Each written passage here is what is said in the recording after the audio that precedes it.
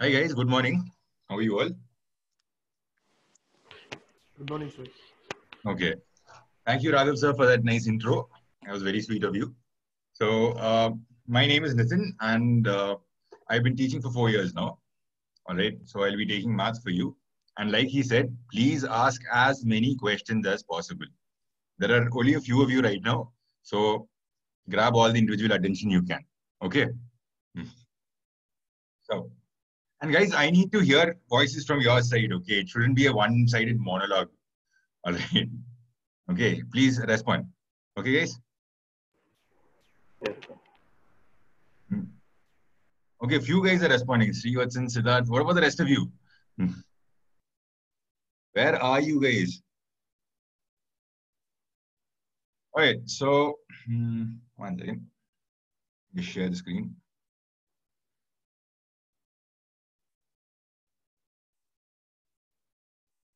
Okay, so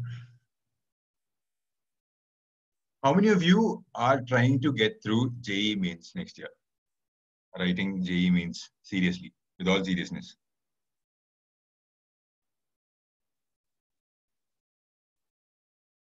Okay, first of all, am I audible to all of you? Yes, sir. Hi. Yes, right. So if you're if you're taking JEE seriously, type I in the comments, like the chat box. I.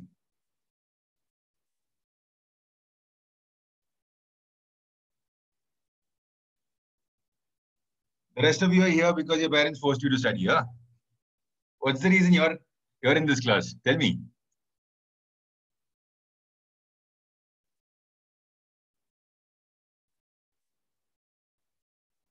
Okay. Looks like most of you are into JE. So I hope 11th has been decent enough for you because we'll be doing it anyway. So the idea how we go about JE is simply there's one main way I know how to do this. NCRT is key here. NCRT book. Your textbook NCRT, you have to know it inside out. You have to solve all the problems at least twice. Okay, all the important problems at least. Okay, twice. Then after that, that's your base. Once you build a base, only you can go for JEE mains or advanced level. Your base should be strong, without which nothing will work. Okay, people in the waiting list. So how I would go about studying, I will tell you. So I'll start with that. How to keep your JEE preparation serious. Right. First, those who okay, all right. You should all know why you're doing JEE. Okay. It's not just to get into IIT. What will you do after getting into IIT? You should have a vision. Then only there'll be a meaning to why you're studying so much to get through this exam. Because every day you'll have to spend hours studying, like practicing. Okay, because once you practice more, you will get better speed. And that is the objective here. Right. So how to study? Okay, so when I used to study, I used to simply sit in front of the book, stare at it, write problems, and whatever problem I see in front of me, I just solve it, and that's it. I did my part, I go to sleep. That's it. That's not how you do it. Okay. I did it diligently, but that is not enough. Okay. What you should do first is let me just share the screen once.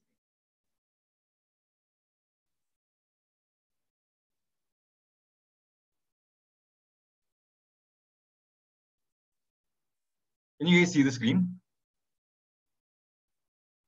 Yes, sir. Okay. So, all right. Okay. So you take one book. Hmm? Okay. This will be your. It's like a record book. Like what you will be doing in this is you will be logging everything here. Hmm? Like this book is there. You keep a record book, and in the index page, okay, in the index page, you segregate by topic. Okay, so this is the index page. All right. So the first chapter will be set relation function. Okay, sets relation function. So topic wise, you segregate. You write an index page first. All right. And then what you do here is the remaining part. This is important. You will have to rate yourself with a pencil. Okay. Take a pencil and rate yourself out of 5. Give yourself a few stars. Like suppose you think you're very good at sets. Okay. Let's hope so. All right. So you give yourself 5 stars on sets. Relations. Suppose you think you're not that good, but you're okay at it. So you give yourself 3 stars. Okay. Because you haven't practiced enough, you'll give yourself 3 stars. So like this, you rate yourself for each and every chapter you study. Okay. Is this clear, guys? Yes, sir. Okay. So once you do that, once you write the different topics and you start rating yourself, you have to start practicing now. You have this system ready with you.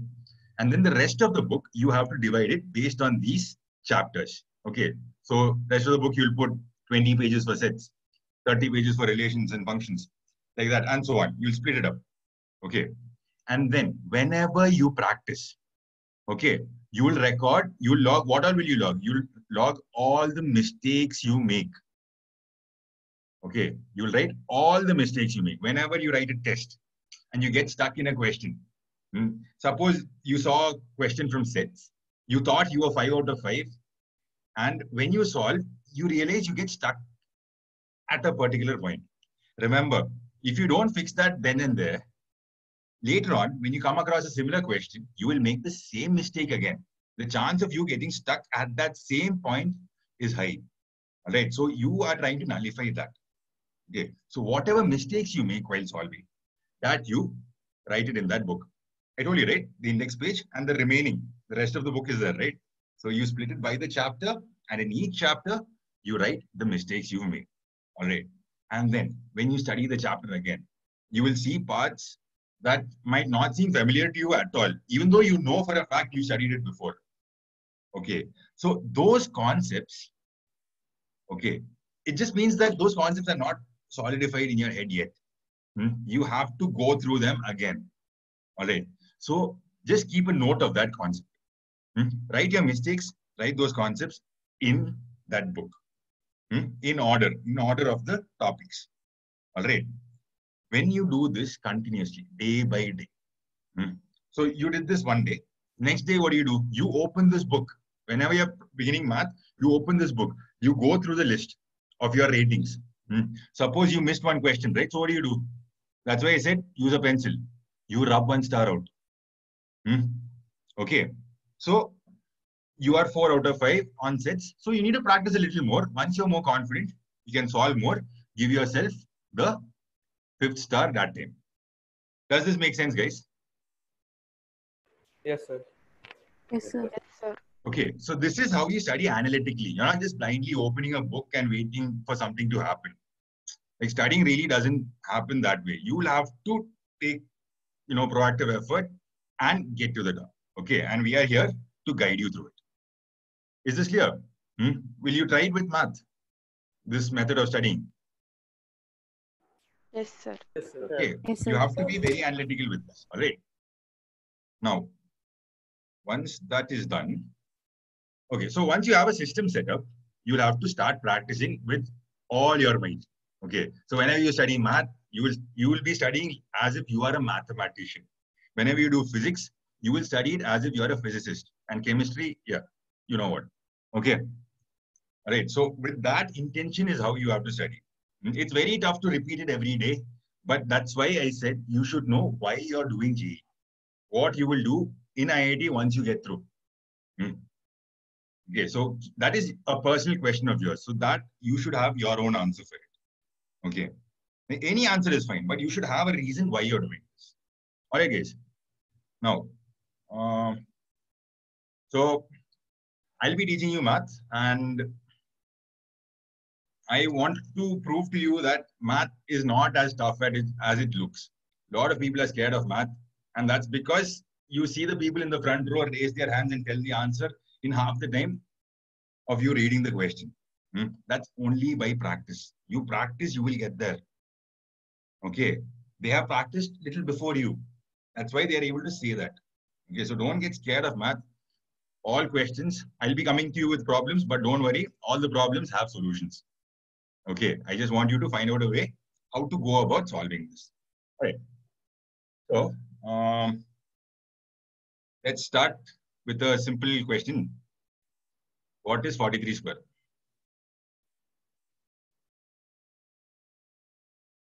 Like, don't calculate like this. Okay. There's a trick I want to tell you. So if you know any quick calculation, quickly tell me the answer.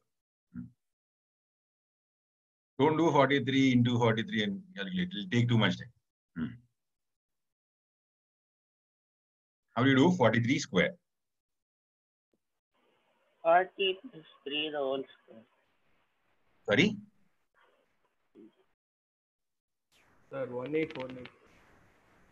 Yeah, 43 square. Simple question I'm asking you. What is 43 square? 1849. 1849. Good, good. So, what is 41 square? 1681. Exactly. How did we get there? The simple trick. All right. So, what I did here was I broke it down into two parts. Okay, let's look at 43 square again. I broke it down into two parts. Okay, the first what I did was I subtracted 43 from 50. And what did I get? 7. Okay, and then I squared it and put it here. Did you follow? Yes, Okay, I just subtracted it from 50. I squared it and put it there. Now, what about this part? How did I fill that up? I took 43 and subtracted 25 from it, and I got 18. Okay, and then that is how this 18 came here. Let's apply the same logic here.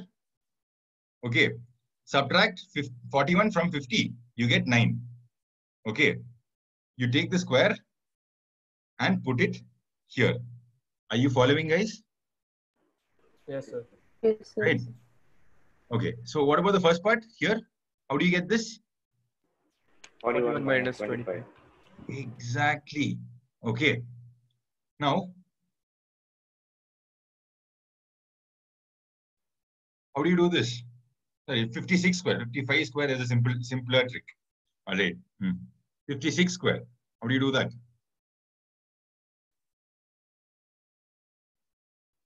Sir, Again, do you subtract from 36. 100?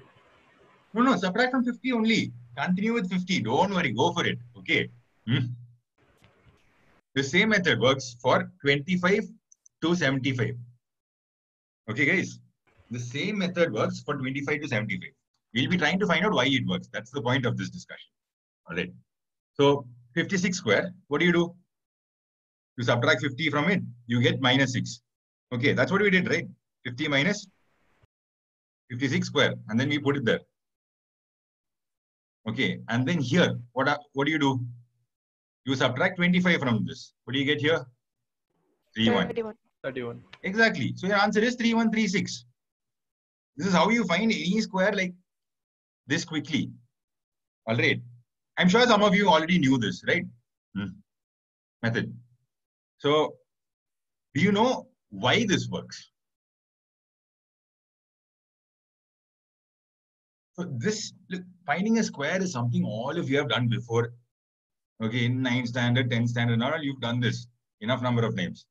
Okay, and you've learned this: a plus b, the whole square, is a square plus b square plus 2ab. You've learned this enough number of times. We are just applying this over there. That's the idea. So we make shortcuts by looking at this side, looking at this formula close enough. You've seen this since you were a child, but we are using it differently in different places, and that is how you become good at math. You have to apply the same concept in different places. All right. So if you take, we were at 40. We started with 41 square, right? So I will write this as 50 minus 9 the whole square. Okay. All right. So that becomes 50 square, which is, I'll just, this will become 50 square minus, okay, plus 2 into 50 into minus 9 plus minus 9 square. All right, guys, are you getting this much? This is obvious. Yes, sir. But then, do you understand why we got 81 here? We'll break the problem down. We know the answer is, by our method, what is the answer? This should be 81. You subtract 50. And then you take 25 away from this, you'll get 16 here, 1681. Why does this method work here so well? Like, why is this a faster version of this, a plus b the whole square? Why is that working like this? So, we'll find that out. 50 square is 2500. Okay. This one is what? Minus 9 into 100 plus 81. What is happening? The first two parts, because you did this 50 minus 9 the whole square. Okay. This is a 50 square. Okay. So that itself has a 10 in it. 50 has a 10 inside it. Okay. Like 10 into 5. That way. So when you do 50 square, it will definitely be a multiple of 100. Are you following? 50 square will definitely be a multiple of 100. Yes, sir. Okay. Yes, sir. And then here, you have a 2 into 50. 2AB. Okay, we use that very wisely here. That 50, when you multiply by 2, becomes another 100. Okay. So these two values are nothing but multiples of 100. Okay. I hope this much is clear. Now, when we add the last part, that residual part, right, that minus 9 square, when you add that to this, what do you get? You get the last two digits. Are you following why this works? Yes, sir. Yes, sir. Okay. You will get the last two digits, 81. Okay. Guys, don't worry. This class will be very easy. We'll be starting JEE Math properly only when we start the topics. So right now, don't worry. This will be a pretty easy class. Just try to learn as much as possible right now. Yeah, try to grasp.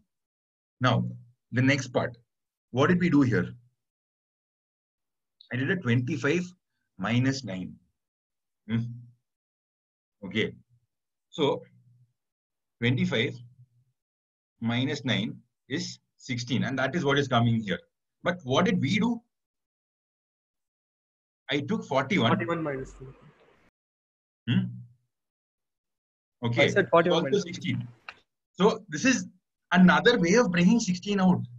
Okay. So, my idea is, where was this? So 25 minus 9 is 16 here. So this is another way of bringing 16. Just that much. Like from the digits that we already have. 41 and 50. Okay, 41 and 25, sorry. 41 and 25.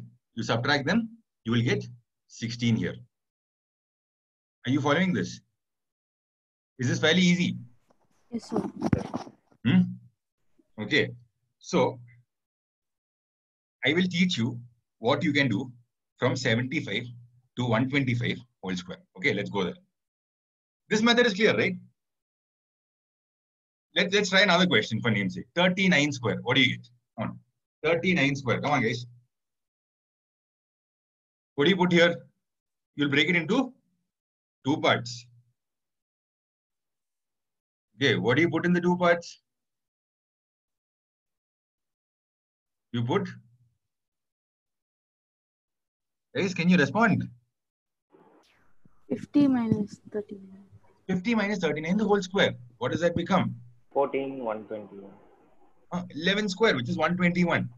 And here, you subtract 40. You subtract 25 from 39. Okay, you get 14 here. What is the answer? 14,120. 14,121. Is that the case? No, it's not. Because you know 40 square will be 1600 only. Okay, these are 4 digits. But here we have 5 digits. Why is that happening?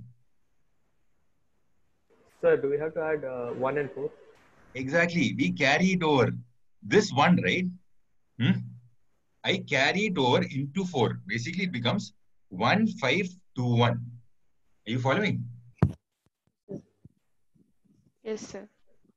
Okay, this is just a carryover. You take 2 digits from the first block. As in this block, you take 2 digits. Whatever remains, carry it over to the other side. All right, guys. Yes, sir. Right? This is easy only, I'm sure. Now, if we take 75 to 125, then things get serious. This is a homework from my side to you. But I'll tell you the method first. I'll tell you the shortcut. You will have to figure out why this works. Okay. This is a little task for the day. Right. So 75 minus 125. 75 to 125. What are the squares? So let's take 106 square.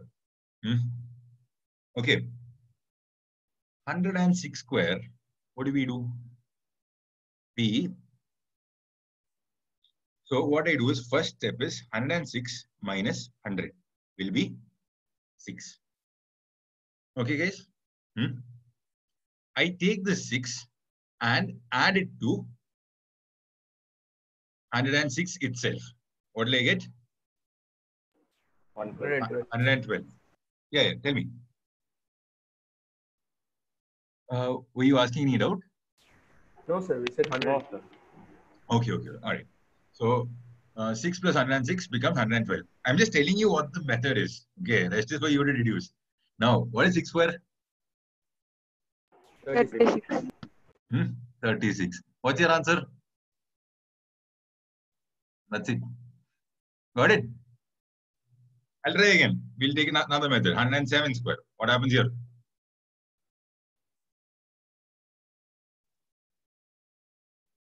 And 7 square.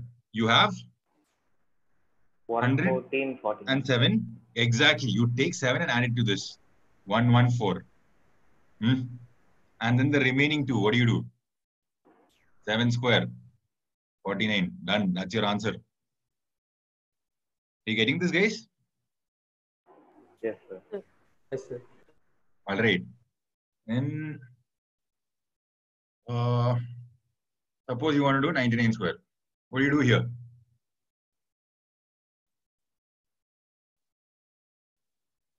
What will be the last 2 digits? Tell me that. 81. No. So 1. 1. Exactly. It's minus 1 square. Here it was plus 7 square. Here it was plus 6 square. Here it will be minus 1 square. Remember, you're subtracting from 100 first. Okay, this is key here, guys. You're subtracting from 100 first. Okay. Right. So once you subtract from 100, whatever you get, you square it and put it on that side. So that becomes 0, 1. Okay. All right. Now, what about the rest of it? 99 minus 100 is minus 1, right? What do we do with this 6? We add it to this previous number. So this minus 1, I add it to this 98. What does it become? 99. 98. It becomes 98. Yeah, I just spoiled the answer, right, for you guys. So, all right. So 9801 becomes your answer here. Does this make sense? Yes, sir. You want to try another question? Yes. Yes, sir. Yeah. It'll be a simple question in this range only. Don't worry. Okay. So this will be, let's take 95 square.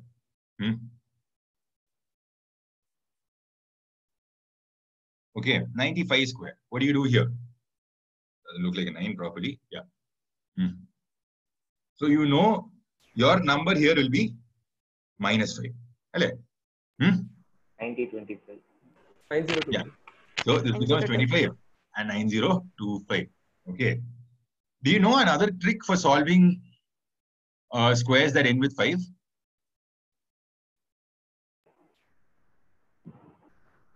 It's a very famous trick. Do you know it by any chance? Like it's a simple trick also. Don't worry. If you don't know it, you'll learn it like this. Okay. So whenever you see 35 square, 25 square, 155 square, how do we solve all this? All right. So 35 square. So whenever you see anything that ends with 5 square, okay. So you will be basically writing as 30 plus 5 the whole square or something. Okay. So this is a multiple of, wait, let this be 35 square. What we do is simply 3 is there, right? 3 into 3 plus 1. What is that? 4. Okay. 3 into 4 is how much? 12. All right. Anything that ends with 5, if you're squaring it, will always end with 25. Okay, 2 and 5. Any 5 square. Like take 5 square, 25. 15 square, 225. 25 square, 625. All right. 35 square, 1225. Are you guys getting this? It will always end with 25. Okay. So what you can do here is apply the same logic only there. Whatever I taught right now. Like 50 minus 15 the whole square. Okay. So you will get 50 square, which is a multiple of 100, minus 2 into 50 into 15. This is also a multiple of 100. And then you take a 15 square. Okay. 15 square also ends with what? 25. Okay. So any 5 square, like anything that ends with 5, if you're squaring it, will always have the last 2 digits as 25. Just remember this. Okay, guys? Guys, did you sleep off? I know it's morning. No, sir. All right. So Yes, sir. it's 1225 here. So how did you get 12? You took this, you took the number next to it, 4, and you multiply both. What do you do here? This will end with 25. 25 square. What about here? This digit? You all know it's 625, okay? So how do you solve this?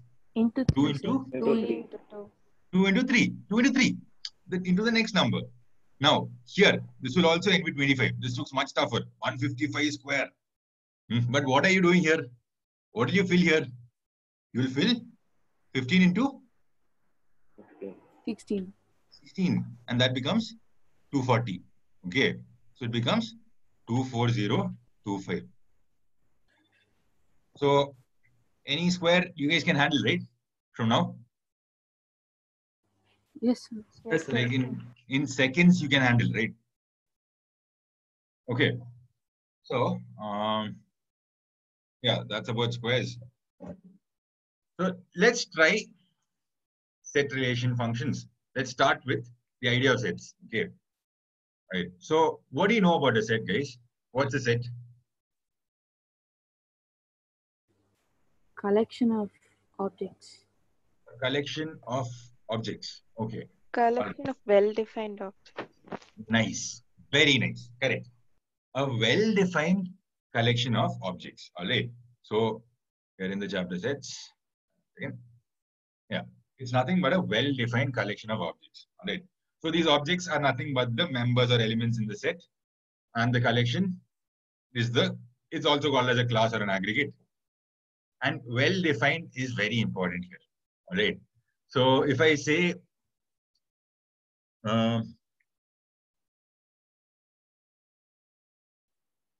set of 5 fingers on my hand. Is that a set?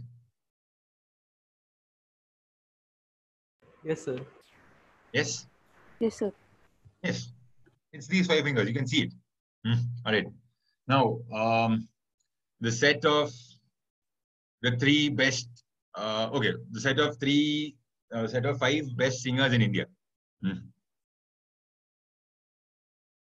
Set of It's 5 not best singers in well-defined. India. Is that a set? It's not. No, sir. No. No, sir. Why is that not a set? It depends on people's opinions. Exactly. Well-defined. Your top 3 is not my top 3. Need not be my top 3. Okay. Understood? All right. Same for you. Like nobody's top 3 can be the same. Like unless it's well defined. These are the particular elements that should be there in this set. It is not really a set. Following. All right. Now, I hope you can see the screen, right? All of you? Yes, sir. Okay. Sir. So there's some basic notation here. So this capital A means set A. So we generally notate set by capital letter. And whatever is inside by small letters. All right. So this A is an element of A. Okay. So that's the notation. You will see this a lot. Okay. Next. In a set. 1 second. Okay. So I have a set here. 1, 2, 3. Set A. Set B. 1, 2, 2, 3. Okay. What is the difference between both these sets? Two is repeated in set. Come again? I didn't follow you. Sorry. 2 is repeated in set. 2 is repeated. But are they the same?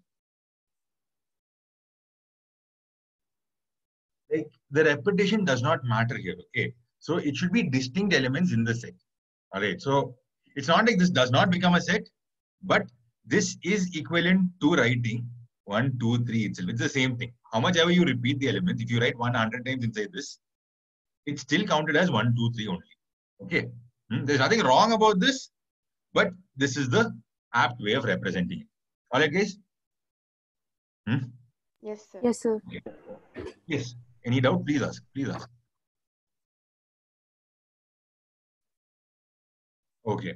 My next question to you guys. A is there, C is there. What is the difference between both? Nothing, sir. Just the order. Nothing. Exactly. All right. The order does not matter. Okay, guys? So remember, this order does not matter. Repetition has no effect. Right. Now, the basic bunch of sets we learned. This all of you know, right? What is N? What is N? Natural numbers. Natural numbers. Okay, 1, 2, 3, etc. What is W? Whole numbers. Whole number. Okay, so it's 0, 1, 2, 3, etc. All right. Then I, set of all Integers. integers. Integer. So you take the negative version of W and W itself. Okay, you can put it that way. Actually, don't do that. -1, 0, 1 this way and that way. All right. Q is the set of all rational numbers. What's a rational number, guys? What's a rational number? So it is a number in a form P by Q, where Q is not equal to 0. Okay. P and Well, Q P not and Q are both open. integers. Okay, don't forget. P and Q should be both integers and Q not equal to 0. Correct answer. All right. Well done. So, P and Q are co-prime integers and Q is not equal to 0. You have a rational number. Yeah. And real numbers, you know, anything on that real number line. Okay. On this line will be the set of all real numbers. Do you know what C is? C? Complex. Complex numbers. Does anyone have a problem with complex numbers? Like, don't understand complex numbers?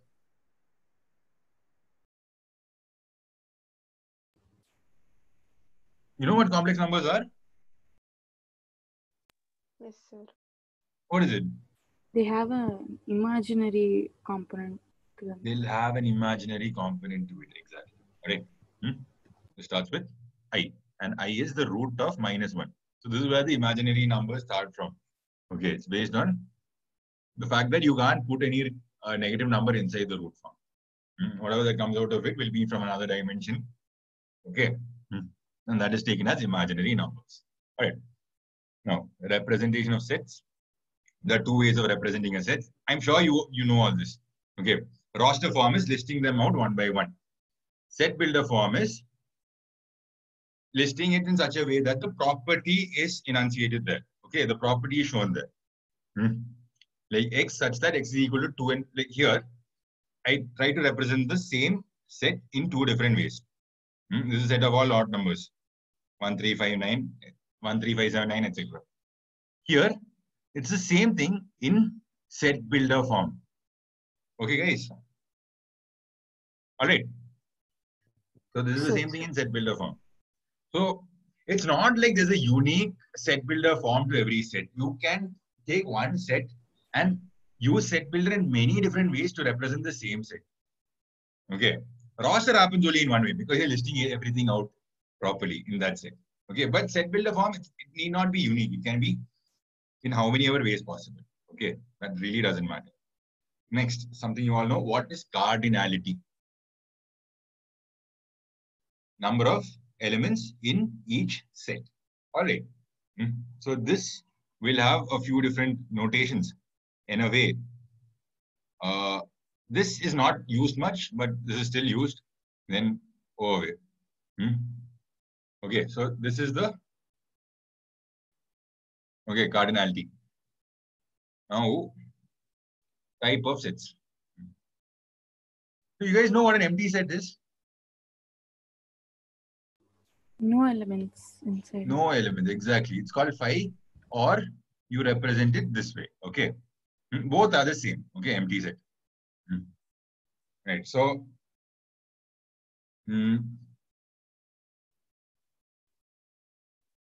okay. Next is singleton set. Singleton set is set with containing exactly one element. Is this a singleton set? Yes, sir. No, sir. Think about it and then answer. Take your time. Take good 10 seconds and answer. Get it.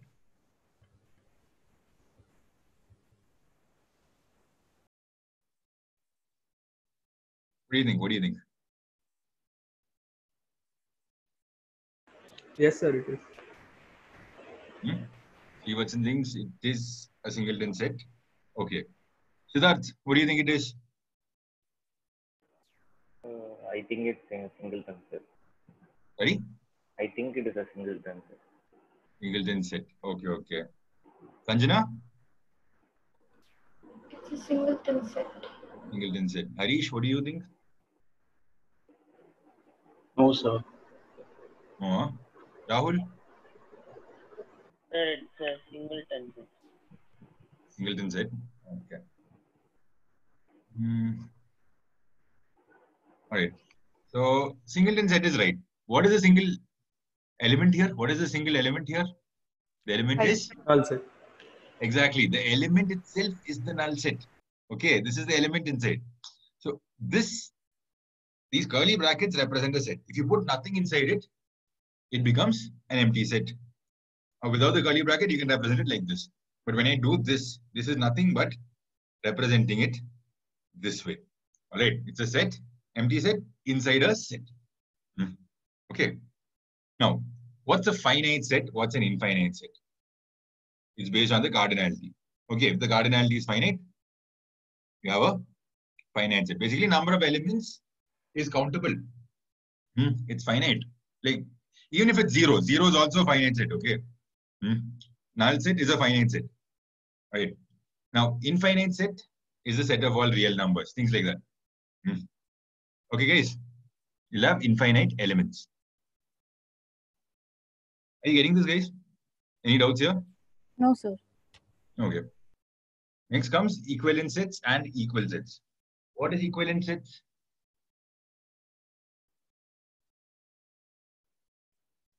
Equivalent set is when the number of elements are the same. Like you have two sets here. A, 1, 2, 3, and B, 4, 5, 6. These two are equivalent sets, okay? A and B here are equivalent sets. What are equal sets?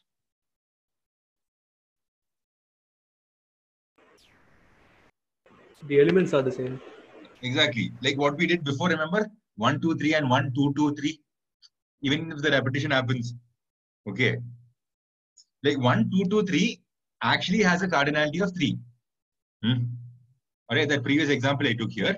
1, 2, 2, 3. This one has a cardinality of 3 only because of the repetition. Okay, it won't be counted. Okay, guys. So, in this, what can you say? A and C are equal sets. Okay. Any doubts here, guys? Please ask, okay? Like, I'm assuming all of you will be shy because it's the first class. I'm expecting more questions as we progress. But please don't hold yourself back just because it's the first class. All right? Please ask questions. Now, subset is B is a subset of A. Okay. What is a subset? What is a subset, guys? What is a subset? What happens with subset? So one set is a part of a bigger set. So Yes, it's a subset exactly. of the bigger set. When A is a subset of B, if A is fully a part of B. Okay, like every element in A should definitely be inside B. Okay, then only you can say A. One second. A is a subset of B. Now, you might notice two symbols here. What is the difference between this and this? Like the first one and the second one?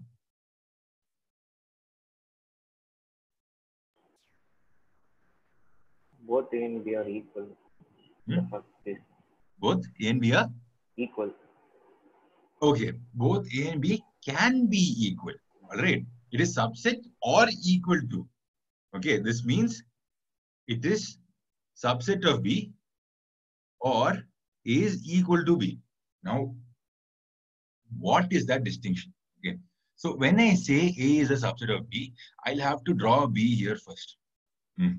And then A inside it. Now, suppose A is a balloon that expands and takes the form of B itself. Right?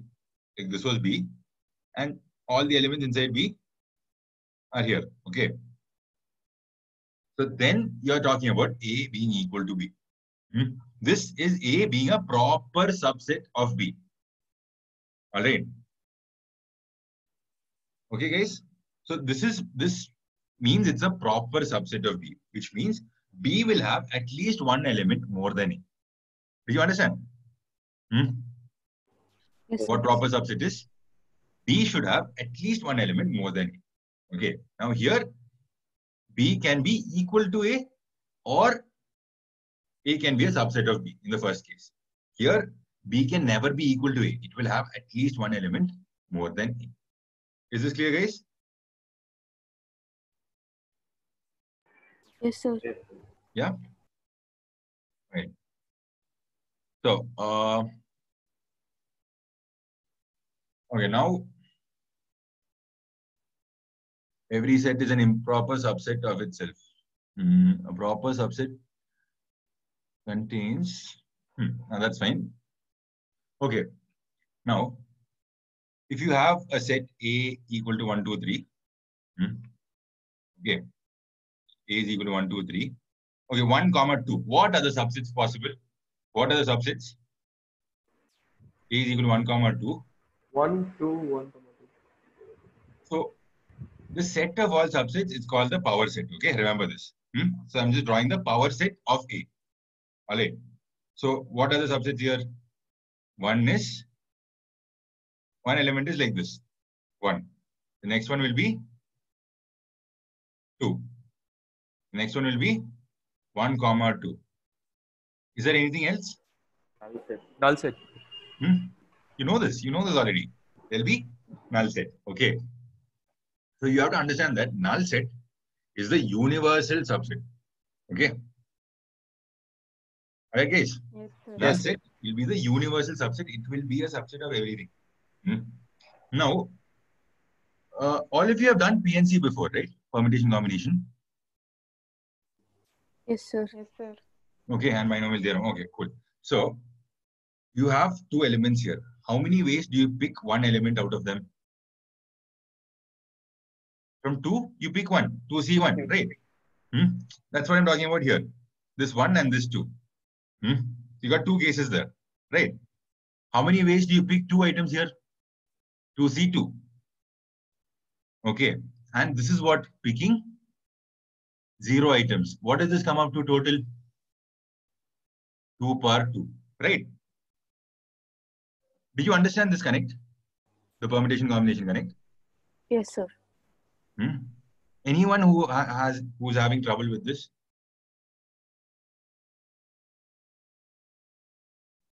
Anybody has any doubt?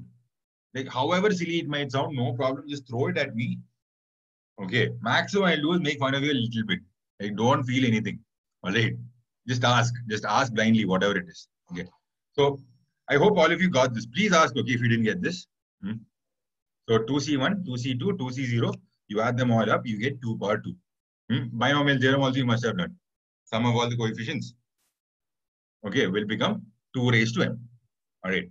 So that's the same logic why the power set will also have 2 power m elements. Okay.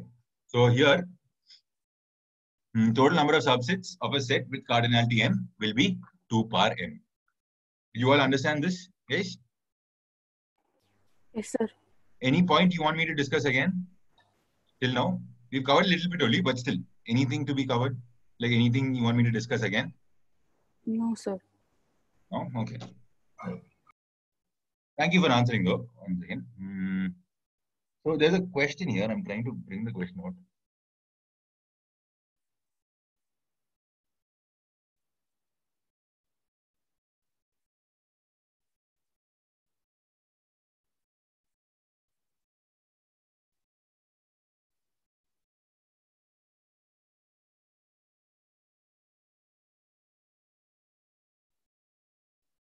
Okay, the set A is 1, 2, 3. Okay, we have to find the number of non-void subsets of A.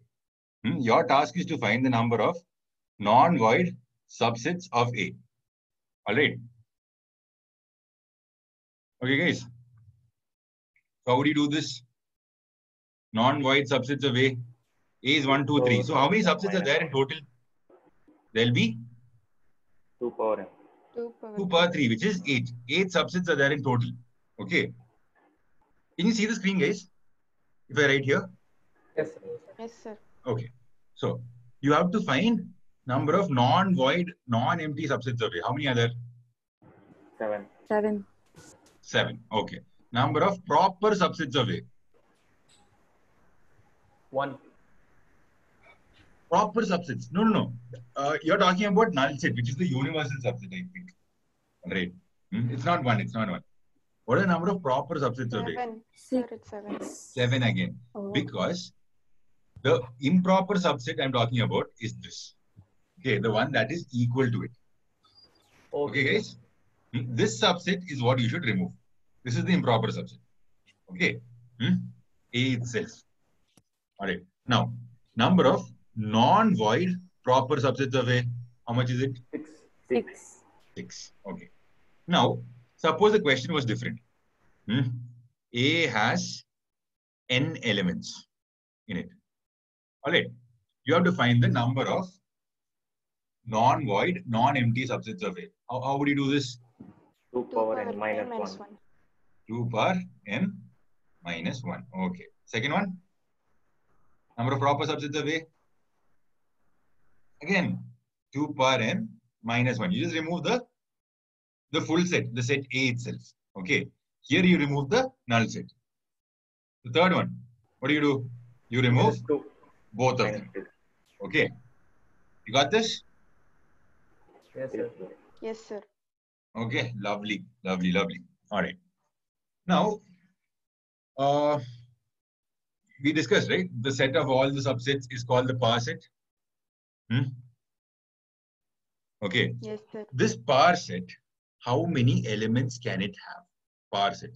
So suppose you are looking at A equal to 5. A is a null set and you want to find the power set of A. How will you draw that?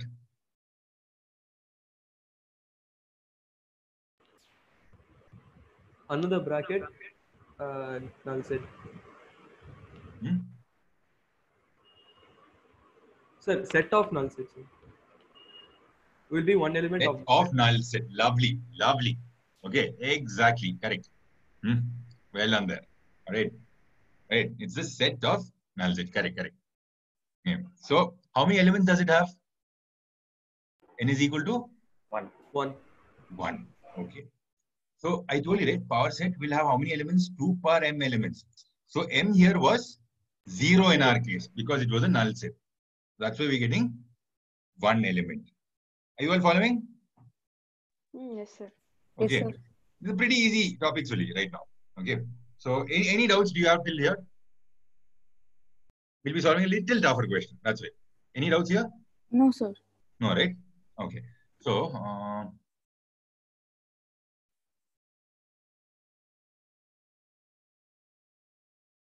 okay. Now we have a question here. Just read the question. If A is a null set and B is equal to power set of power set of power set of A, which of the following are correct? Okay. We'll be solving this together now. Right. So guys, take a pen and paper, start solving. So till now, I don't think we needed a pen and paper much, but now, yes. But you will know what is happening. Why did I write the answer here?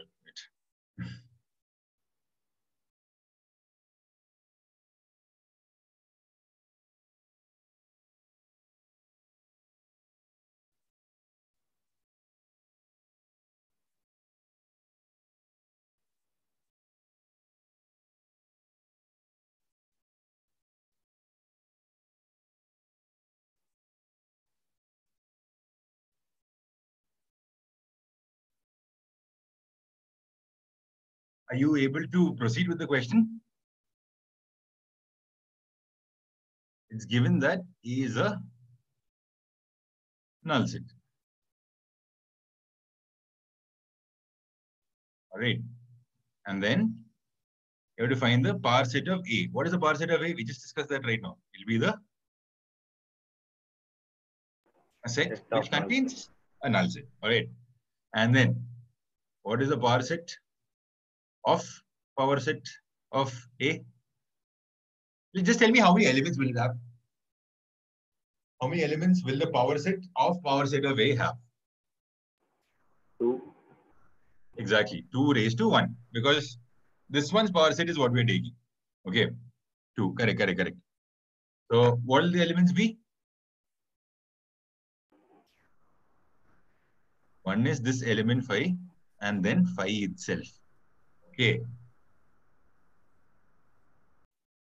All right. Yes, sir. Now, what do you have to find? P of A. All right. What do you do here?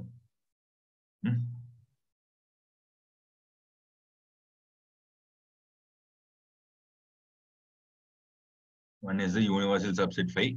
I put it as it is. Next is, guys, I need some responses. Yeah. Or you guys solve and then tell me, whichever. Set of null set. Set of null set. Okay. Set of null set. Set of null set. Aiva. Nice. Okay. Because this one is what we brought down, right? And then write this set as it is, the improper subset. Okay. So now we have, as we expected, we have 4. So when you solve such problems, right, there can be a confusion if you're not clear with the concept that what happens? The number of subsets might change. Why? It might not be 2 raised to n, because why? There'll be a phi, and if you bring another phi in, if you bring another null set in, the total number can reduce. That doesn't happen. Okay, in case there's a confusion, take it out. All right, it will always be 2 raised to 2, 4. The number of elements in the power set of A. Okay. Okay. Now let's address this question. What are they saying? This is the set B. They're saying this is the set B. They're saying this is a subset of B. Is it a subset of B?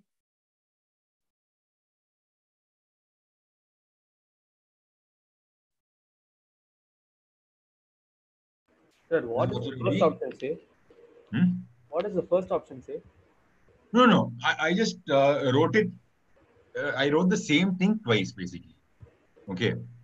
So I just used 2 different notations. One is the curly bracket, other is phi itself. In the question, just consider only one part. Okay, I'll just put the confusing part there.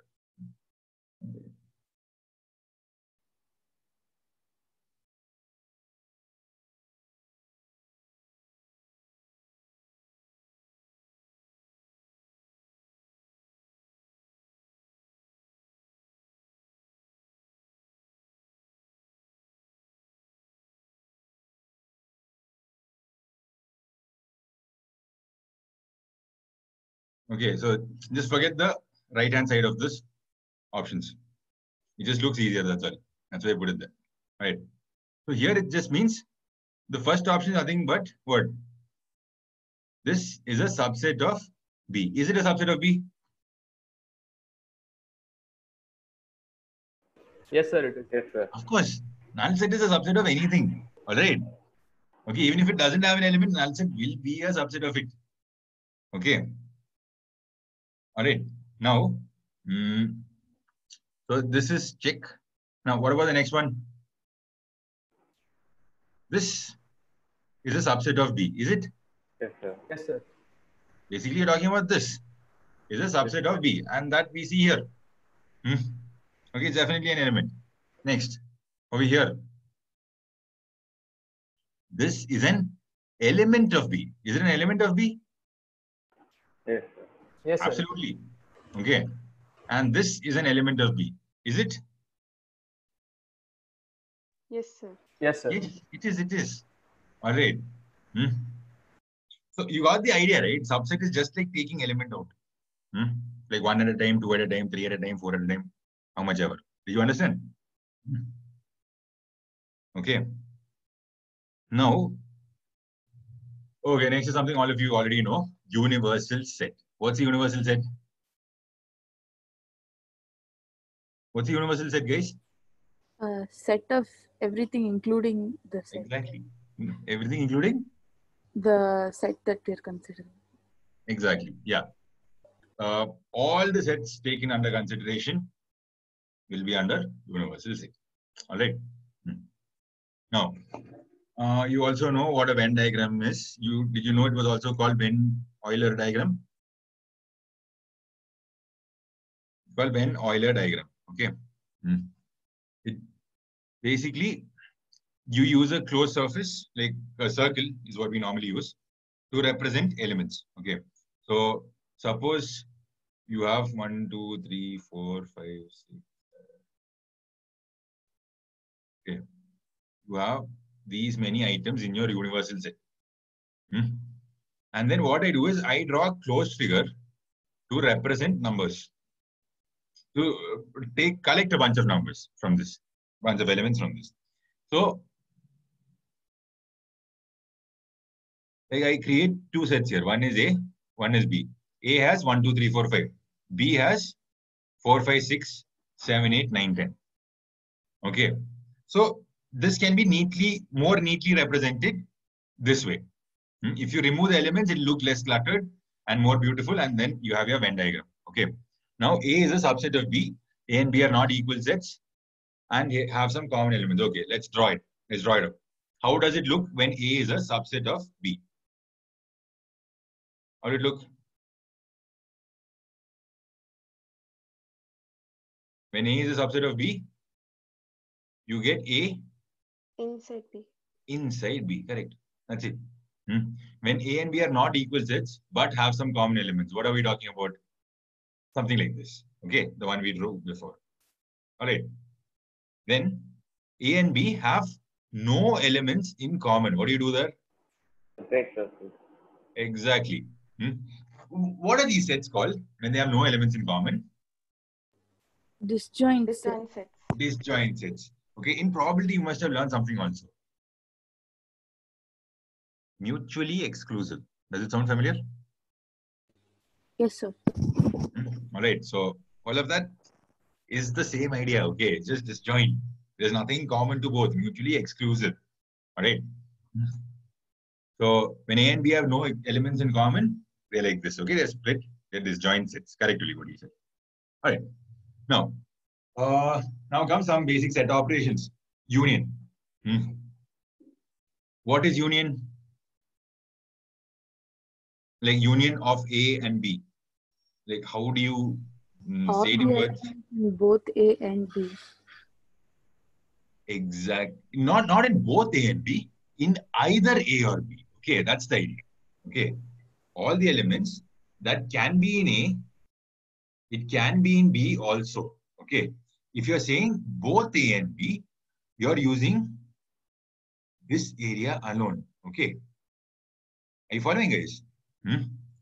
If you're saying A and B together, it is only this area. This is the AND operator. You can say it like that. This is the intersection operator. This is the OR operator. So it's either A or B. It can be both also. Not an issue. But if it's only in A, if it's only in B, that is also not a big issue. It's still counted. Okay, guys. You understood what union is? Yes, sir. Okay, so A union B will cover A. It will cover B also. Okay, basically it means A will be a subset of A union B. B will be a subset of A union B. Is that clear? Yes, sir. All right. Now the intersection of sets. All right. So this is what we just discussed. This is the AND part. Okay. This is the OR part. All right. So whenever you say union, think A or B. Whenever you say intersection, think A and B. Okay. Now, A intersection B will be X when X is an element of A and X is an element of B. Good for A and B. Now, all right. So this A intersection B will be common to both A and B, right? Right, guys? So this A intersection B will be a subset of A. It will also be a subset of B. Is this clear? Yes, sir. All right. So it will be a subset of A, and at the same time, it will be a subset of B also. Okay. Now, what if you intersect A and null set? What do you get? Null set. Nothing will be common with null. Null set has no element to be common with A for it to come out as an answer. All right, there'll be nothing there. You will get null set itself. Now, what if you intersect it with the universal set? You will get A, because universal set has all the elements. Okay, A has A's own elements, so it will combine with all the elements to give A alone. All right. Now, what is A union phi and A union universal set? A and U. Phi has nothing to add to A. Like, so, or think of it as addition. Okay. All right. The or thing. You are taking A's elements as well as B's elements. You're shading all that area together. So you're taking A's elements as well as nothing. So you're just taking A. That's the idea. Now here, A union universal set. What do you get? Universal set. I hope this is self-explanatory, this part. Okay. Because universal set is everything. A will be only part of it. Okay. So disjoint set we discussed. Difference of sets. Okay. What does difference of set look like? Difference of sets. So you have two sets here. Okay. A and B. How do you represent difference of sets? So A minus B is the difference between A and B. Now, how do you represent that? You just shade the area that belongs to A and does not belong to B. Okay. So it has to be A. Okay. At the same time, it has to be not in B. All right. Do you know what a complement is, guys? Complement. A naught. Yes, sir. Okay. So A naught is whatever is not in A. So when I say phi naught, phi dash, phi complement, what does it mean? We're talking about the universal set. Yeah, come again? I said universal set. Yeah, correct. What about universal set dash? It will become? Null set. Null set. Okay, good. Okay. So this difference part, remember, okay. A minus B can be written as A intersection whatever is not in B. So whatever is not in B is everything outside the circle of B. Everything outside the circle of B. That whatever it has common with A will be A minus B. Or think of it this way. You have some, when you say A minus B, you remove all the elements of B from whatever is there in A. Okay. So for those who don't know, quick example. 1, 2, 3, 4, 5. And then B will be 4 and 6. Okay, what is A minus B?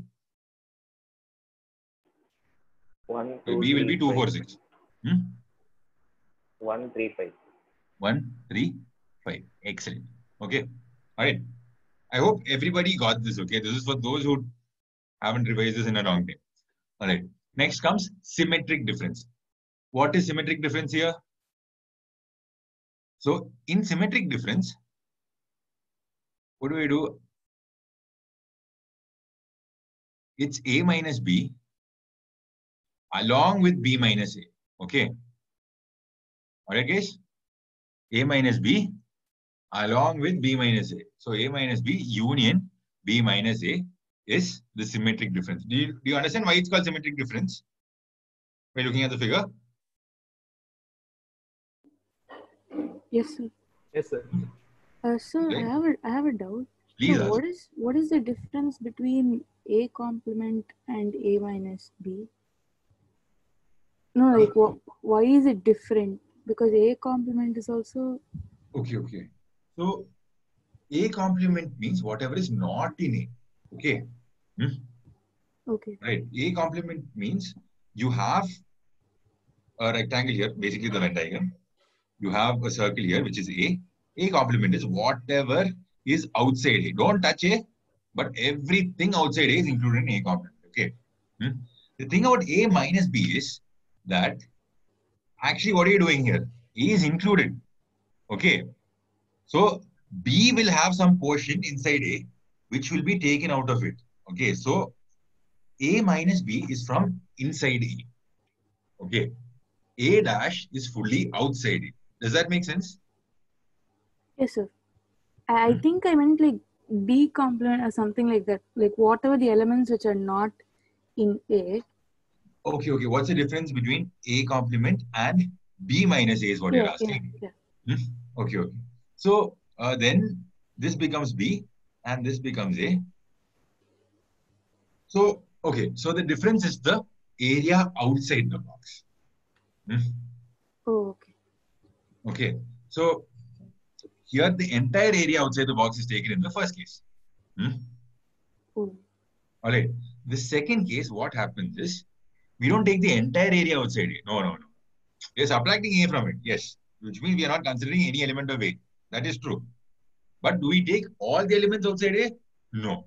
Only the ones that are present in B. Okay. Actually, that was a very good question you asked. All right. I think it clarifies a lot of things here. But is it clarified for you? Yes, sir. Thank you. No problem. You'll have to ask a lot of doubts. Don't thank me yet. Now, what is there? Okay, so let's discuss the remaining points here. A dash dash. What is this? A complements complement. So what do you think right now? Exactly. You have to see this image flipping between this and this. Okay. When I say A complements complement, first this lights up for A complement, and then this part lights up for A dash dash. Okay. Now, A union A dash. What is this? U. Correct. This is A. This is A. This is U. This is 5. Okay. Okay. One second.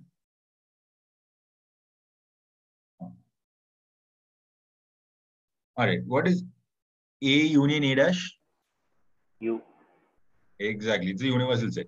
Right. A intersection A dash? Null set. Null set. A intersection B dash?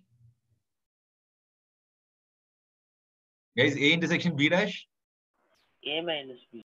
Exactly. So just try to visualize it. Okay. So when I said intersection B dash, immediately try to draw a Venn diagram in your head. Put A there, put B there, remove everything in B, like as in everything outside B, and then find what is common with A. Okay. So that figure is nothing but the figure of A minus B. All right, guys. Now, what is B intersection A dash? B minus A. B minus A. Exactly. Correct. Well done. All right. Now, these are some basic properties. We'll just discuss them quickly. Okay. Commutative property. What is commutative property? So it's true for both intersection and union. Okay, the commutative property. So it's just that the order does not matter. Basically, A union B equal to B union A. Okay, when you take two at a time, the order does not matter. It means it's a commutative property. Okay, the commutative property is satisfied. Okay, so when the order does not matter, like 1 plus 3 and 3 plus 1 are the same, which means addition is commutative. Okay. Similarly, this one also, A union B is B union A, intersection B is B intersection A. Okay. Similarly, associative property is also there. Okay. 1 plus 3 plus 5 equal to 1 plus 3 plus 5. Did you understand this? So just like that, there's an associative property for intersection and union. Okay, both will be satisfied. Doesn't matter. So when you have 3 operators or more in a row, it doesn't matter which 2 you take first. That's the idea. Okay. Next, distributive property. Distributive property is something you must have learned before. A union, B intersection C. Okay, so now we have 3 circles in our Venn diagram. Okay. A, B, C. Distributive property is A union B intersection C. So B intersection C is here, and this you'll be plugging it with A. And this is same as what? You're distributing it between these elements. Okay, so look at this as A union B. Okay, intersection A union C. It's like you're removing the bracket. Just look at it that way. Okay, A union C. Okay, forgive the horrible handwriting, but I hope you're getting the point here. Okay, it's like removing the bracket. You're distributing it to each part. And the thing in the middle remains there itself. You've done this before, right? 5 into 1 plus 2. What do you write? 5 into 1 plus 5 into 2. That same idea. Okay. That is the distributive property. Next is the famous law, De Morgan's law. All right. Or how they say in Malayalam, De Morgan's law. Okay. So A union B dash equal to A dash intersection B dash. Okay. So this is actually pretty interesting. Like, what did you do here? You just converted this union into an intersection. Okay, that is why De Morgan's law is so useful. You converted a union into an intersection. That's basically what you did. Okay, and if you have A intersection B dash, you can write as A dash union B dash. You converted an intersection into a union and vice versa. Okay, this is where De Morgan's law is so useful. All right. So let's look at the picture of what happens here. A union B. Okay, so this is all commutative law. It doesn't matter if it's A or B, B or A. Okay. 1 second. You have to go to De Morgan's law. So A union B whole dash. So A union B, you know, right? So this circle is the universal set. Okay, just consider this circle to be the universal set. This big circle. All right. This one here will be the universal set. So A is here, B is here. A union B is this area. But what is not there in A union B? Everything outside that area. Okay. This can be taken as what? A dash. So think of the area outside A. Think of the area outside B. And then bring them together. A dash intersection B dash. Because you shouldn't take the part from A and the part from B also. Because when I say A dash, there will be a part from B there. When I say B dash, there will be a part from A there. Those parts you should not take. Am I clear, guys?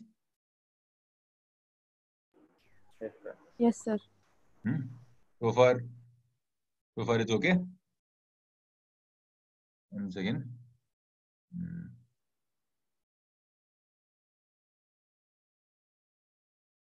Okay, let's do this little question. 4 raised to n. Okay, you have x equal to 4 power n minus 3n minus 1, where n is a natural number. Okay, and then you have y equal to 9 into n minus 1, where n is again natural number. Okay, this is a set. Also a set. N is a natural number, is inside both the sets. Okay. Then what is x union y? What do you do here? Guys, come on, what do you do here? You will have to just find the roster form of this. That's what you do here. Okay. For each of these x and y, find the roster form. You can look at y and you can say that it will be nothing but the multiples of 9, including 0. Right?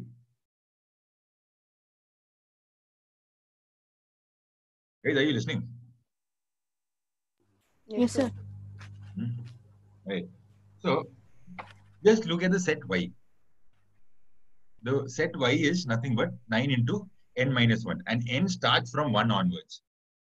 From 1, 2, and so on it goes. Okay. So y is nothing but 0, 9, 18, and 27, and so on. Okay, all multiples of 9 will be there. Okay. And x will be what? You have to put different values of n. So don't put more than 3 values of n. Okay. So x will be, the first value of n will be at n equal to 1, and that will become 0. What happens when n equal to 2? 64 minus, 16 minus 7, which is 9. What is n equal to 3? 42. You get 64 minus 10, which is 54. Okay, and so on. You get 256 minus 13. Okay, you'll get 243.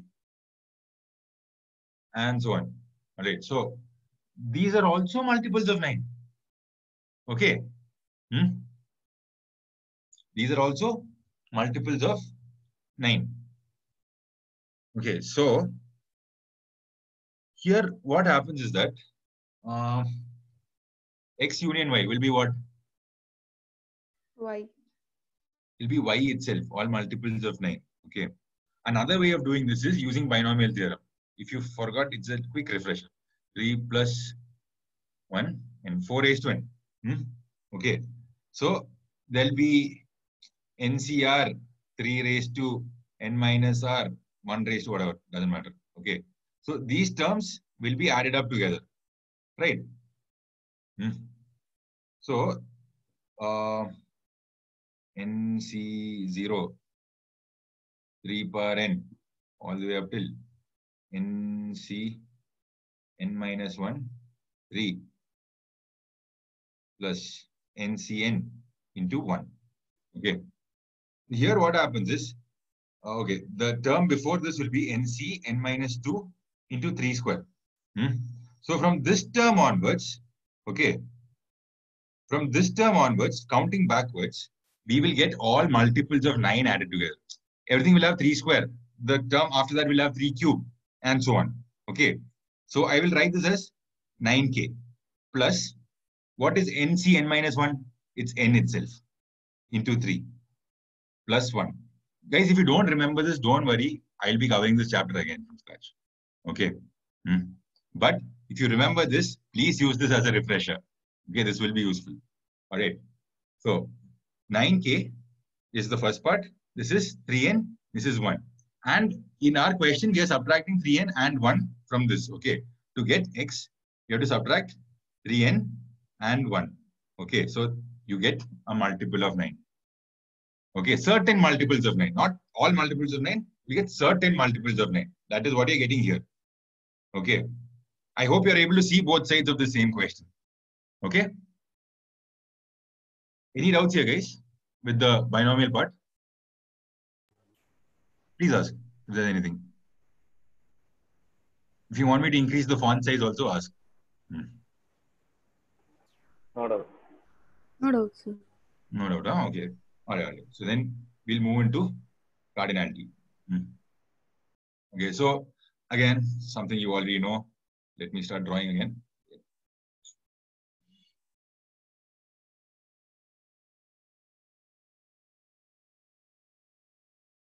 Okay.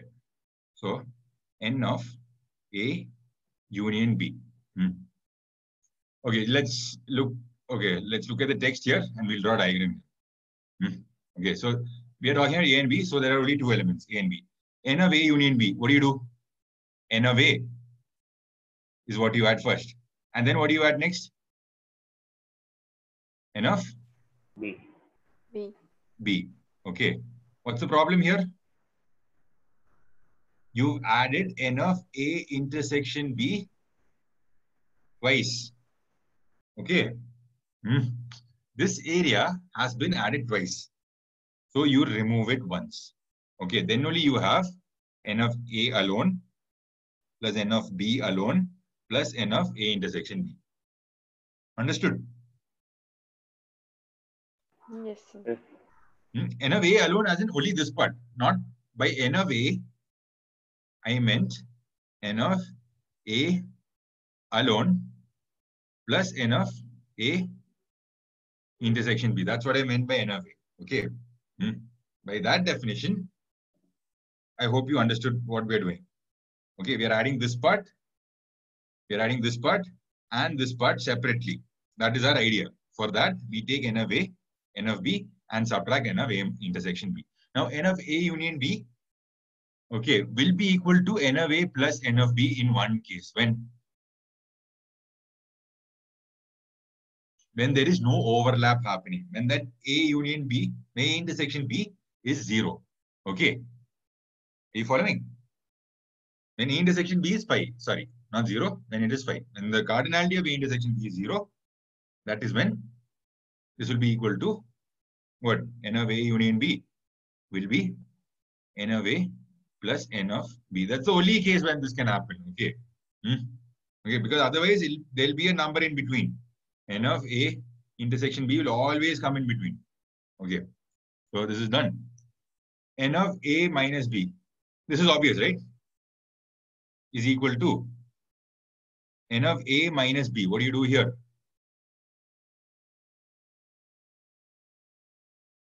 N of A minus B.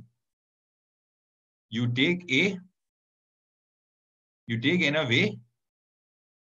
And then what do you subtract from it? We only need this shaded area. Guys, you're making me feel lonely. Intersection, sir. What, come again? Yeah, you have to remove the intersection. Correct. A intersection B is what you remove from this. Correct. Exactly. Now, what about A delta B? What do you do there? A delta B. So you know you have to cover only these side areas. The middle area you have to delete whatsoever. And you have to take n of A plus n of B anyway. Because this area to calculate the side areas, you need n of A and n of B. But then you have to remove n of A intersection B how many times? Twice. Okay. Each from A and from B. Is that clear, guys? If it's not clear, please tell me. We'll get to the bottom of it. Any doubts here? No, sir. Okay, we'll move ahead now.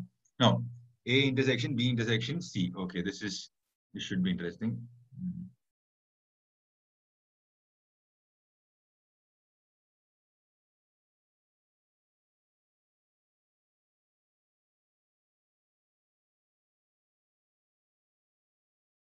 Okay, so n of A intersection B intersection C.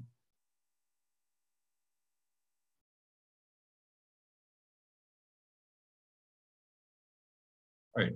So here, what do I do here?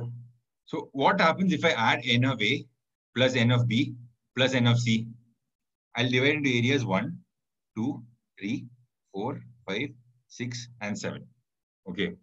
What am I trying to find here? N of A union B union C. Basically, I want to find area of 1 plus 2 plus 3 plus 4 plus 5 plus 6 plus 7, right? This is what I'm trying to find, what it is. Okay.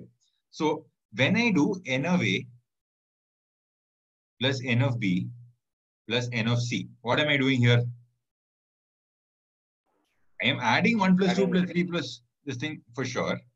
But when I say A, I'm doing 1, 2, 4, 5. When I say B, I'm doing 2, 3, 5, 6. When I say n of C, what happens? I'm adding 7, 4, 5, and 6. Okay. So you have to understand here. What am I getting here? I'm supposed to get area 1 plus area 2 plus area 3 exactly one time each. Okay. But instead, what I'm doing here is, when I add these three, what I'm getting is, I'm getting 1 plus 2 times what? Area 2 plus 2 times area 4 plus 2 times area 5 plus 3 times area 5 plus 2 times area 6 plus area 7 plus area 3. Yeah. Okay. So this is what you get. You have to remove the repetitions, right? Guys, are you following? You have to remove the repetition. Okay. So to remove repetition, 2 and 2 is there. Okay. The second one. There is 2 of this area 2. So what do? We have to remove this once. This also we have to remove once. This also we have to remove once. Okay. This area. So for that, what we incorporate is we subtract n of A intersection B. We subtract n of A intersection C. We subtract n of B intersection C. Are you following this?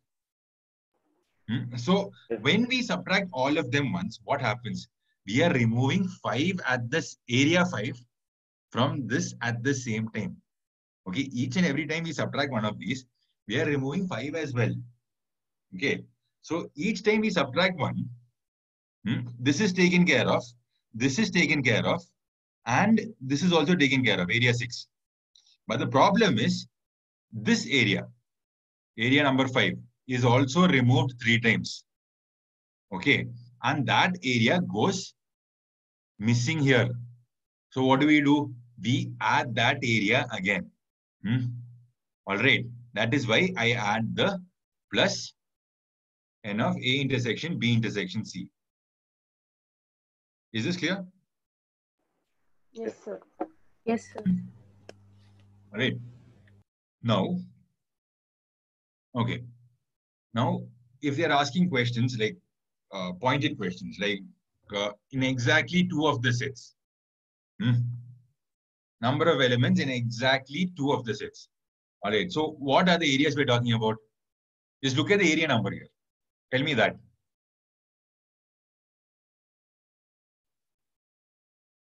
We are looking at areas.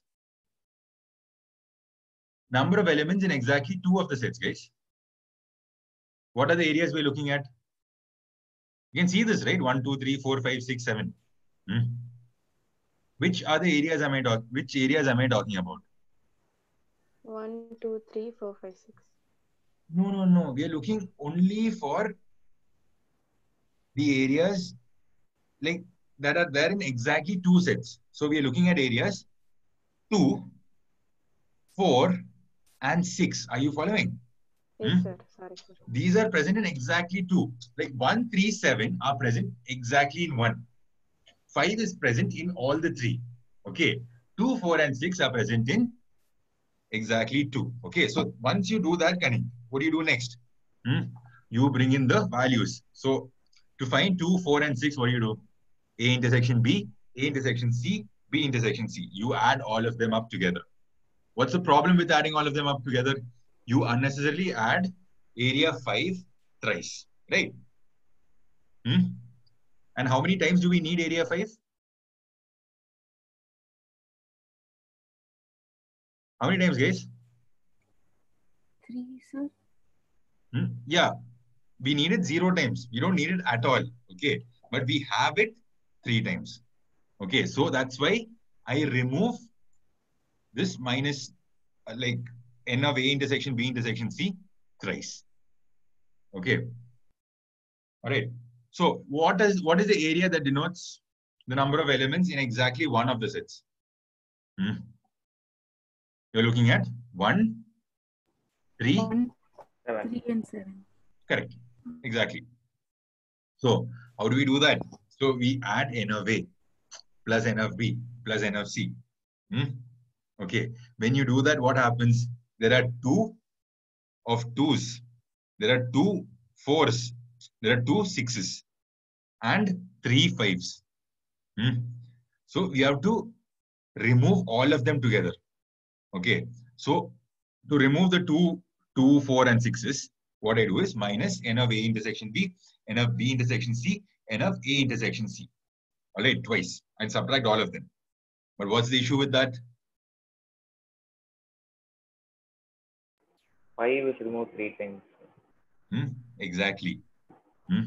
That is removed how many times? 3 times. Or 6 times? It's removed 6 times, right? You are subtracting 2 each time. Okay. minus 2 into A intersection B, minus 2 into B intersection C. Okay. So that 2 is what makes it 6 times. If you're removing just A intersection B, B intersection C, C intersection A once, you're using that 3 times, like you said. But there's a 2 into this. Okay. So that's why you're removing it 6 times. When I added A plus B plus C, I added it 3 times.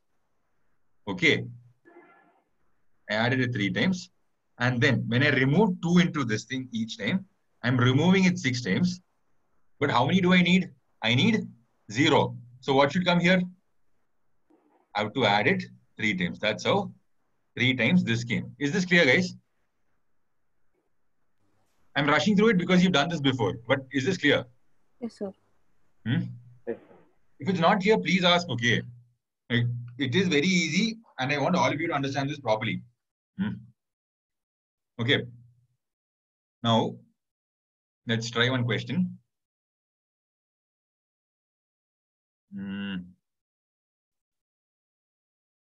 A class has 175 students. Okay. So, can you read the question now, right now? Is the question visible? Yes, sir. Okay. So, yeah, try solving the question. A class has 175 students. Number of students opting one or more subjects.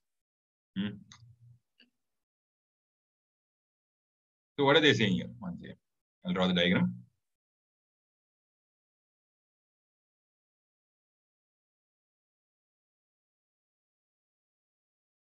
Okay.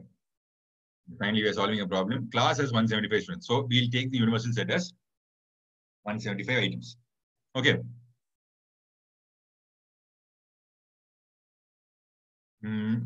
So they're saying there's physics, chemistry, and math. Math has 100 students. Physics has 70 students. Chemistry has 40 students. When I say math has 100 students, I mean this entire circle math has 100 students. Is that clear? Yes, sir. You have to notice that when you add all of them up, 70, 100, 70, 140, you get 210, which is greater than 175. So there is some intersection happening inside. Clear? From there itself, you should be able to deduce. Okay. All right. It will be exactly A plus B plus C if they are all distant. Okay.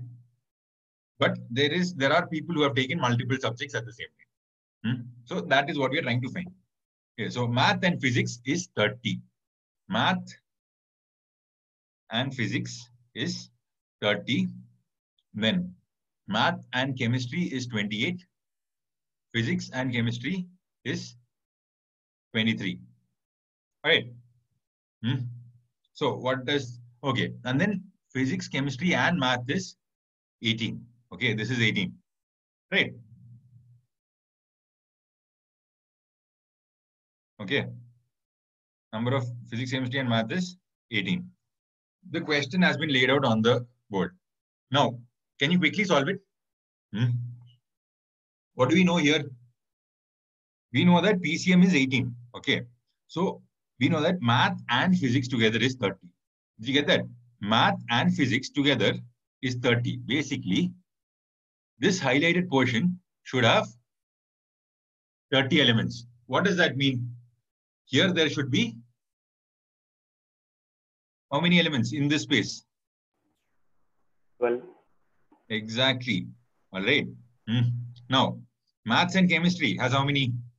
28. So here there will be 10. 10.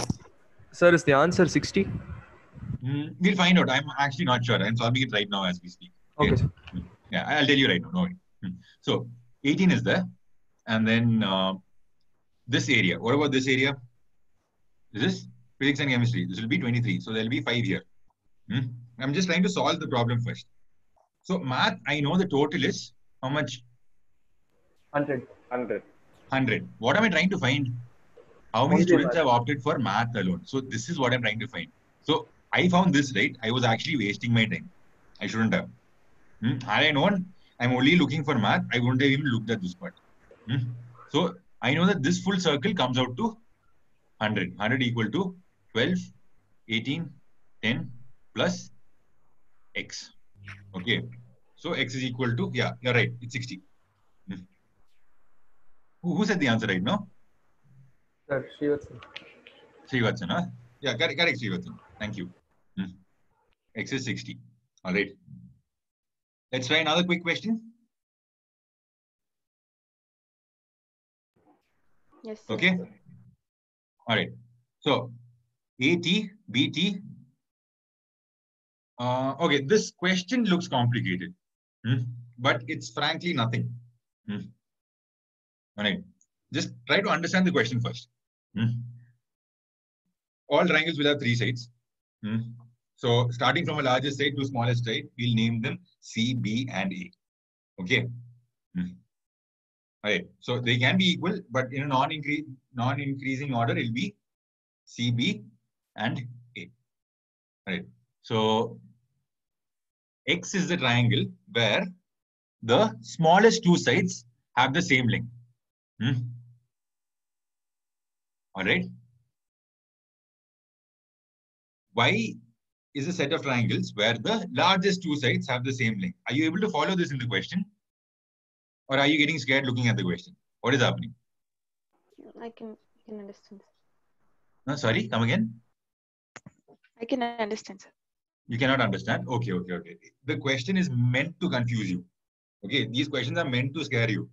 Do not get scared looking at this question. Right. First, try to understand. If AT, BT, CT are lengths of three sides of a triangle T. Okay. So T means it's a triangle. It's not a number. It's not a value. It's nothing. It's a concept. Okay. T is just a T means triangle. All right. A of T, which means side A of T. Think like that. B of T, side B of T. C of T, side C of the triangle T. All right. The length of these sides in non-decreasing order, which means C refers to the largest length. B refers to second largest length. A refers to the smallest length. Did you understand this much? The basis of the question? I understood, sir. Okay. Now read the question again. All right. X is triangle T.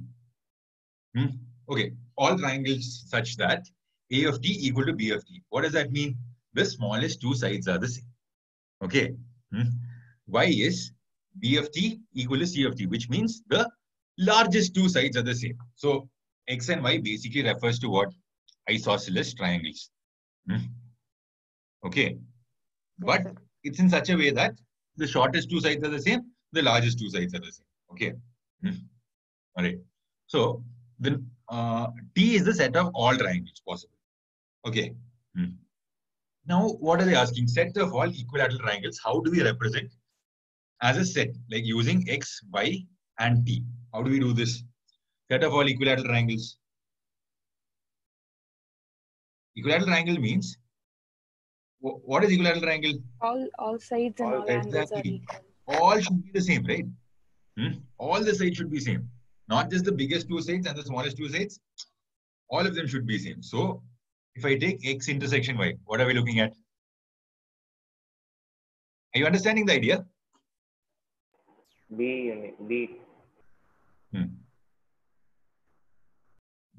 Yeah, X intersection Y is the set of all equilateral triangles. Are you understanding? Like what happens here is X is where the smallest two sides are the same. What does that mean? Smallest two sides are the same. Okay, so something like this. Smallest two sides are the same. Triangles from X will look like this. Triangles from Y will look like this. All right. Is this clear? Yes, sir. Yes, sir. Okay. So when okay, this is C, this is B and A. This is C, this is B, and smallest becomes A. Okay. So when these two are same, at the same time, B and C are also same. That's when you have an equilateral triangle, right? Okay. When B and C are same along with A, it means A equal to B equal to C. That's all. Okay. Which means you have an equilateral triangle. Now, how do you get an equilateral triangle? It should be isosceles this way along with isosceles this way. Did you understand the connection here? Yes, sir. Easy, right? It's doable. Okay. So that is why you say that when you combine both of these together, whatever is common to both, you get equilateral triangle. Next, the B part of the question is set of all isosceles triangle. Like any two sides are same. What do you do for that? Okay, this is X intersection Y. What about this one? X union Y. Exactly. You can be more confident about it. Why? Like even equilateral triangles are isosceles. It doesn't matter if they are common also. Okay. But there are other two types of isosceles triangles. One where the small sides are the same. Other where the larger sides are the same. There's no other kind of isosceles triangle, right? Is there? No, sir. No, right? Guys, I hope all of you are understanding. All right. Now, my next question. The set of all scalene triangles. How do you do this?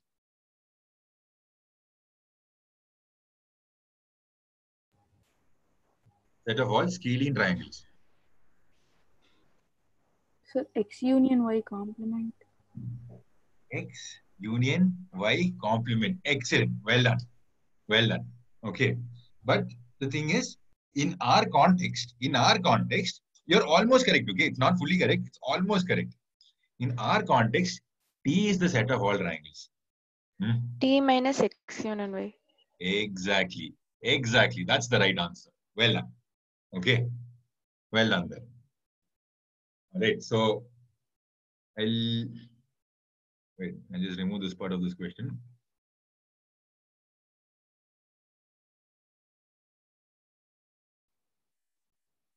Not even printed correctly. One second.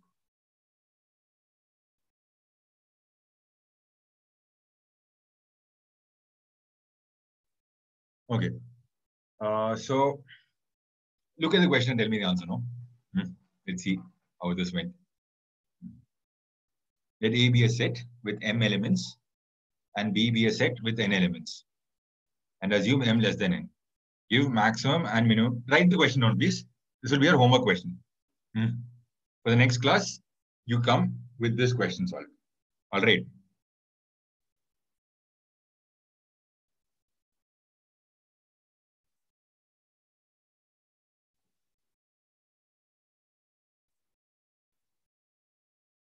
Did you write the question down? 1 minute, sir. Yeah. A has M. Don't copy it verbatim. A, M elements. B, N elements. Be smart with taking notes, okay? Don't waste time writing. All right. Be alert always. Okay. A, M elements. B, N elements. M less than N. Maximum, find max and min value of cardinality. N of A intersection B, N of A union B.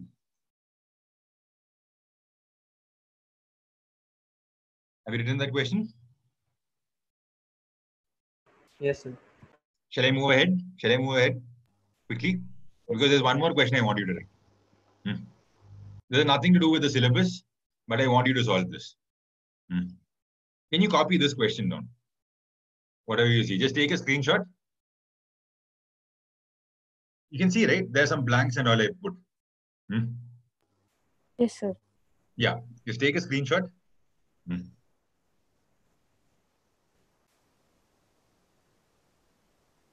Have you? Yes, sir. Okay, so this question has only one solution. Okay, this long division you see here, right? This is a proper division question only. This question has only one solution. Okay, so please try to find that. Okay, I'll assure you, you will have a lot of fun solving this if you're able to get it. It looks impossible, but don't worry. Students, like school students in Japan, solve this. Okay, it is not that tough. It is doable, but you'll have to think like a little extra, little out of the box. All right. We'll discuss this tomorrow. Don't worry. In the next class. Okay. So I hope you guys are pretty okay with sets. And I hope you will enjoy the rest of the classes coming soon. There's a lot to learn. And I hope all of you are ready to give in as much time as possible to practice, because that is most required. Okay. Concentrated effort is what will get you there finally. All right. Okay, sir. Yes, sir. Okay, guys. I hope you enjoy the session. Anyway, take care. Thank you, sir. Thank you, sir. Thank you. Thank you, Thank sir. you, sir. These are fun. Thank you, sir. Yeah, thank you. Thank you. Thank you, sir. Thank you.